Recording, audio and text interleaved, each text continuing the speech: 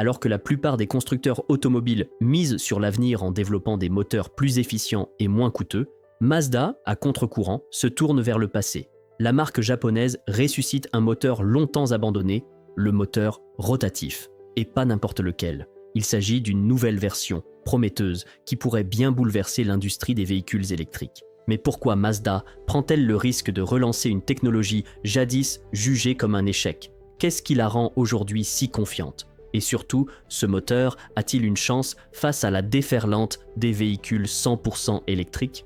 Mazda l'affirme, le moteur rotatif revient plus puissant que jamais. Il équipe désormais le véhicule le plus impressionnant jamais conçu par la marque. Et son ambition est claire, se positionner en outsider sérieux dans la course aux technologies hybrides.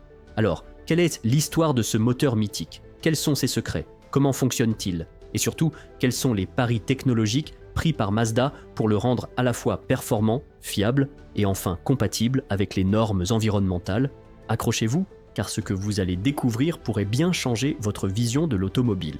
Pour comprendre le pari audacieux de Mazda, il faut remonter près d'un siècle en arrière. En 1925, l'industrie automobile est dominée par le modèle T de Ford, une voiture robuste mais équipée d'un moteur à 4 cylindres lourd, bruyant et sujet à la surchauffe. Chez General Motors, la série Chevrolet Superior D ne convainc pas, en raison de moteurs peu fiables. Quant aux véhicules Dodge, s'ils sont puissants, ils souffrent d'un moteur mal équilibré, bruyant, exigeant en entretien et générant de fortes vibrations. L'industrie a besoin d'une révolution. C'est alors qu'un ingénieur allemand, Felix Wankel, propose une solution radicalement différente, le moteur rotatif. Un moteur sans piston, plus léger, plus compact et théoriquement plus fluide. Dès l'âge de 17 ans, Wankel a l'intuition de ce système où un rotor tournerait dans une chambre elliptique, réalisant les cycles de combustion sans les va-et-vient classiques du piston. Il passe des années à peaufiner son idée, construisant son laboratoire à Heidelberg malgré des moyens limités. Mais les difficultés s'enchaînent. La guerre, le manque de financement, l'isolement. Ce n'est qu'en 1951, après avoir rejoint la petite firme allemande NSU, qu'il parvient enfin à avancer. NSU, spécialisé dans les motos et petites voitures, lui offre les outils, les moyens et surtout un véritable tremplin industriel. En 1957, après des années de recherche, le premier prototype fonctionne enfin. L'événement est spectaculaire. Un rotor triangulaire tournant dans une chambre ovale, reproduisant les 4 temps d'un moteur traditionnel, mais avec moins de pièces mobiles, moins de poids et potentiellement moins de consommation. Bien sûr, les débuts sont difficiles, surchauffe, casse, mais grâce à l'ingénieur Hans-Dieter Paschke, partenaire de Wankel, des ajustements sont apportés et les performances s'améliorent considérablement. Le moteur est présenté au public lors d'une conférence organisée par NSU. Les grands constructeurs observent avec attention. Beaucoup espèrent l'imiter, mais une seule entreprise souhaite vraiment collaborer pour le développer, Mazda. Et contre toute attente, ce soutien ne vient pas d'Allemagne, mais du Japon. À Hiroshima, Tsuneji Matsuda, alors à la tête de Mazda, voit dans ce moteur une opportunité unique de se démarquer sur la scène internationale. Mazda, à l'époque, est connu pour ses voitures modestes et bon marché, sans éclat.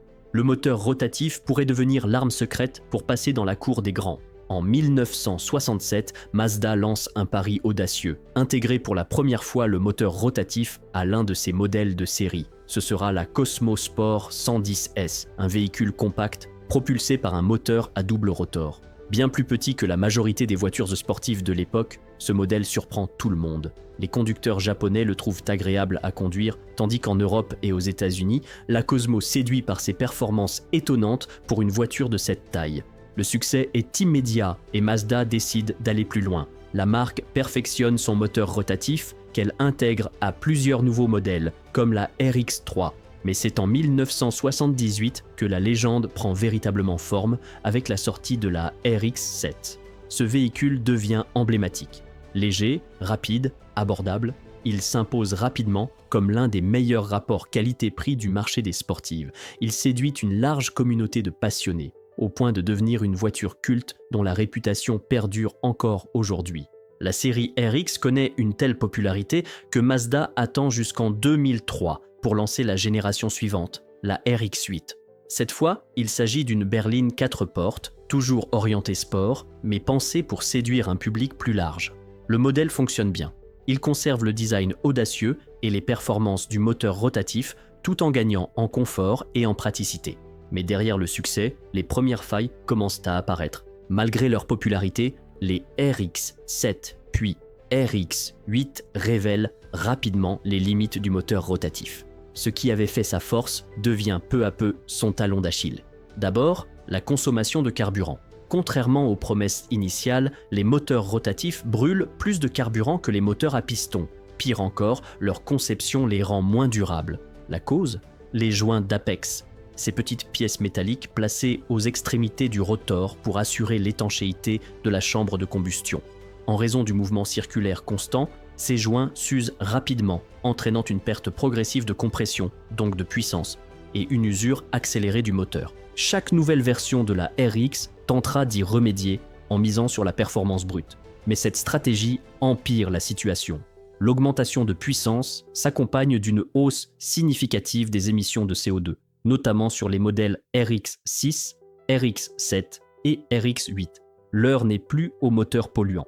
Les normes environnementales se durcissent. De nombreux pays limitent, voire interdisent, l'entrée de véhicules aux émissions trop élevées. Résultat, en 2012, la RX8 est retirée du marché, incapable de répondre aux nouvelles réglementations.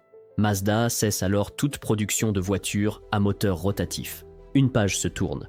Comment une technologie si prometteuse a-t-elle pu se transformer en cauchemar industriel ? Pour comprendre, il faut décortiquer le fonctionnement du moteur rotatif et ses faiblesses intrinsèques. Le moteur rotatif fonctionne selon un principe radicalement différent des moteurs traditionnels à piston. Là où un moteur classique suit 4 étapes successives, admission, compression, combustion et échappement, le moteur rotatif les exécute en simultané grâce à la rotation continue de son rotor. Concrètement, le rotor, en forme de triangle arrondi, tourne dans une chambre elliptique. Ce mouvement crée des variations de volume à l'intérieur de la chambre, permettant aux 4 phases de combustion de s'enchaîner en boucle avec chaque rotation complète du rotor. Résultat, un moteur plus compact, plus léger, avec seulement 3 pièces mobiles, le rotor et 2 engrenages, et surtout aucun arbre à cames, aucune soupape, ni système de distribution complexe. Sur le papier, c'est la solution parfaite. Moins de frottement, moins de pièces, donc moins de risque de panne. Mais dans la pratique, plusieurs problèmes majeurs sont vite apparus. Le premier, c'est l'usure prématurée des joints d'Apex. Ces petits éléments métalliques assurent l'étanchéité de la chambre de combustion. Mais à force de tourner et de frotter contre les parois, ils s'abîment plus vite que les segments d'un moteur à piston, provoquant une perte de compression, une baisse de puissance, une surconsommation de carburant et des démarrages difficiles, surtout par temps froid.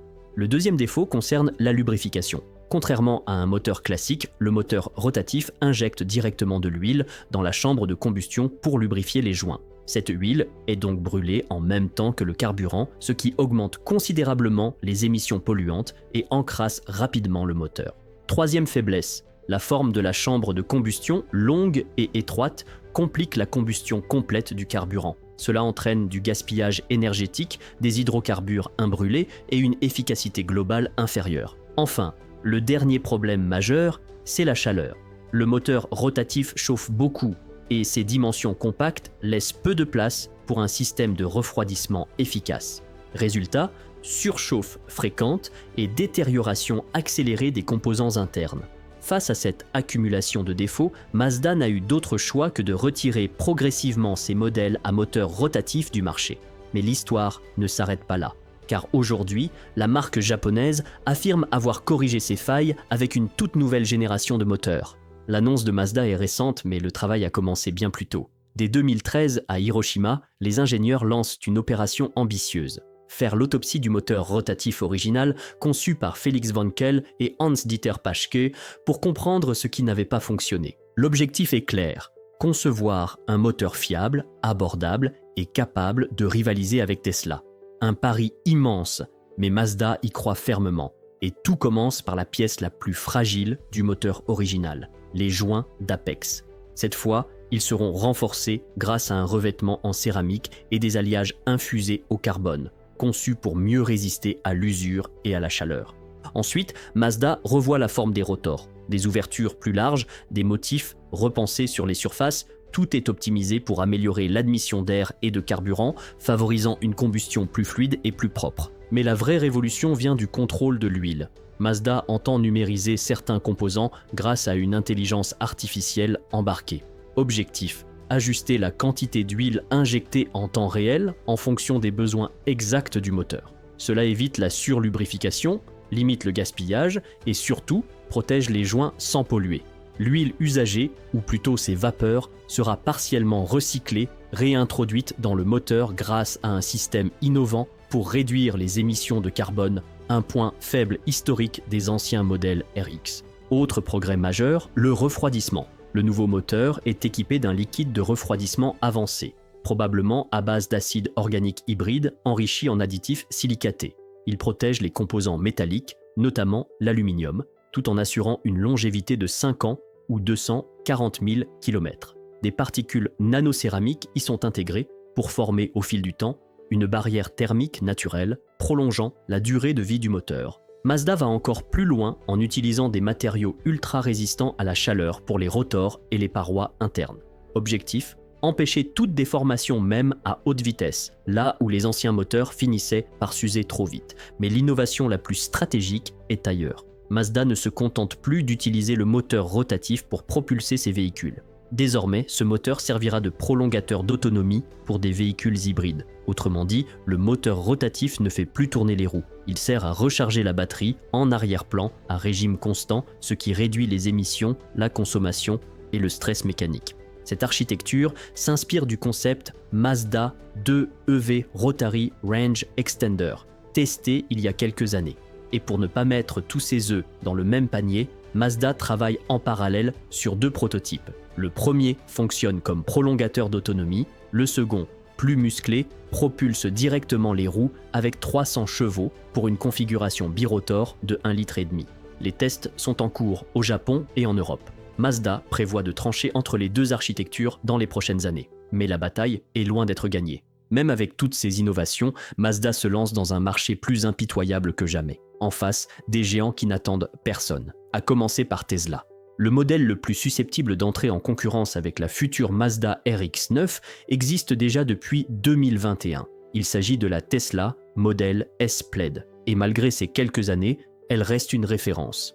De 0 à 100 km/h en moins de 2 secondes. Une performance qui, à ce jour, reste hors de portée du moteur rotatif, aussi perfectionné soit-il. Et c'est là que réside la faiblesse structurelle de Mazda. Peu importe les améliorations apportées, un moteur rotatif ne pourra jamais générer un couple instantané équivalent à celui d'un moteur 100% électrique. Contrairement aux moteurs thermiques, les moteurs électriques délivrent leur puissance immédiatement, sans perte, dès la moindre pression sur l'accélérateur. Mazda parie sur l'hybride, mais dans ce domaine, il faut faire des compromis. Pour que le moteur thermique reste utile, le système doit sacrifier une partie de la réactivité électrique. Résultat, l'accélération est moins instantanée et donc moins compétitive face à un modèle comme la Tesla. Mais Tesla n'est pas seul. Ford, avec son Mustang Mach-E, a lancé dès 2020 un SUV performant et polyvalent. La version GT Performance Edition a même réussi à concurrencer le modèle YGT de Tesla, un exploit salué par les consommateurs. Chevrolet, de son côté, domine un autre segment, celui de l'électrique économique. Son Bolt EV, lancé dès 2017 et amélioré en 2022, propose plus de 400 km d'autonomie pour un prix bien inférieur à celui prévu pour la RX-9. Mazda, avec son moteur thermique, aura bien du mal à proposer une autonomie compétitive, sans exploser les coûts. Le seul espoir pour Mazda, que le prix de l'essence baisse fortement d'ici 2 ans, au moment de la sortie du modèle RX-9. Car à consommation équivalente, le Bolt EV restera toujours plus économique si les prix du carburant restent élevés. Mazda ne doit pas seulement affronter Tesla ou Ford. Sur le segment haut de gamme, d'autres géants de l'électrique risquent aussi de balayer son moteur rotatif. Premier nom qui revient, Lucid Motors. Leur Lucid Air Dream Edition, lancée en octobre 2021, affiche plus de 800 km d'autonomie avec une seule charge. Une prouesse tout simplement hors de portée pour n'importe quel moteur rotatif, aussi optimisé soit-il. À cela s'ajoute une accélération fulgurante, de 0 à 100 km/h en 2,4 secondes. Autant dire que Mazda ne peut pas rivaliser, du moins pas sur ces critères. Mais Lucid n'est pas le seul obstacle. Le Rivian R 1T, un pick-up 100% électrique commercialisé également en 2021, offre plus de 480 km d'autonomie et passe de 0 à 100 en 3 secondes. Même histoire pour la Volkswagen ID4, très populaire, très technologique et difficile à concurrencer avec un moteur thermique hybride. Et ce n'est pas fini. En novembre 2021, BMW dévoile son iX, un SUV électrique de luxe. Performance élevée, technologie embarquée de pointe, design soigné, là encore, Mazda est loin derrière, surtout si l'on considère les limitations techniques imposées par l'architecture rotative. Même Toyota, pourtant arrivé plus tard sur le marché de l'électrique, a déjà pris de l'avance. Son BZ4X, lancé en juin 2022, est une réponse directe aux défis actuels de la mobilité urbaine et aux standards environnementaux de demain. Face à cette avalanche de modèles innovants, la question est inévitable. Comment Mazda peut-elle espérer faire la différence avec un moteur thermique, même révolutionné? Mazda le sait, elle ne battra pas Tesla sur la puissance ou l'autonomie, ni Lucid sur le luxe, ni Chevrolet sur le prix. Alors, pour s'imposer, la marque japonaise va devoir changer les règles du jeu. Son premier défi, rester fidèle à son ADN tout en s'adaptant aux exigences de demain. Mazda a toujours misé sur des voitures compactes, sportives et agiles. Plutôt que de chercher à surpasser la Model S sur l'accélération, la RX-9 devra miser sur la maniabilité, le confort de conduite et le plaisir au volant, là où les modèles électriques premium restent parfois aseptisés. Mais ce positionnement ne suffira pas. Pour espérer percer, Mazda devra aussi cibler un public précis en proposant un modèle hybride abordable sans faire de compromis sur l'expérience de conduite. Cela signifie potentiellement vendre à perte dans un premier temps afin de séduire les consommateurs les plus sensibles au prix. Autre levier stratégique, l'adaptabilité urbaine. Le RX-9 pourrait tirer parti de ses dimensions plus compactes pour séduire les citadins qui peinent à se garer avec les grandes berlines électriques. À l'inverse des Tesla, souvent longues et encombrantes, la Mazda pourrait être plus pratique tout en restant sportive. Et puis, il y a l'autonomie et la recharge.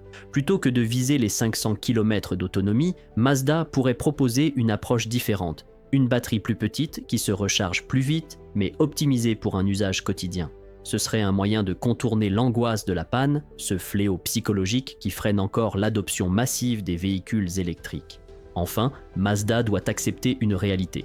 Elle n'a pas les mêmes moyens que Tesla, mais ce n'est pas forcément un handicap. En misant sur un segment de niche, sur des besoins clients non couverts par les géants de l'électrique, la marque peut créer sa propre voie. Pas besoin d'être le plus puissant pour réussir. Il suffit d'être là où les autres ne regardent pas. Alors, Mazda peut-elle vraiment renverser la table avec son nouveau moteur rotatif? Ou va-t-elle revivre l'échec de la RX-8 dans un marché qui ne lui fait plus de cadeaux? À vous de juger.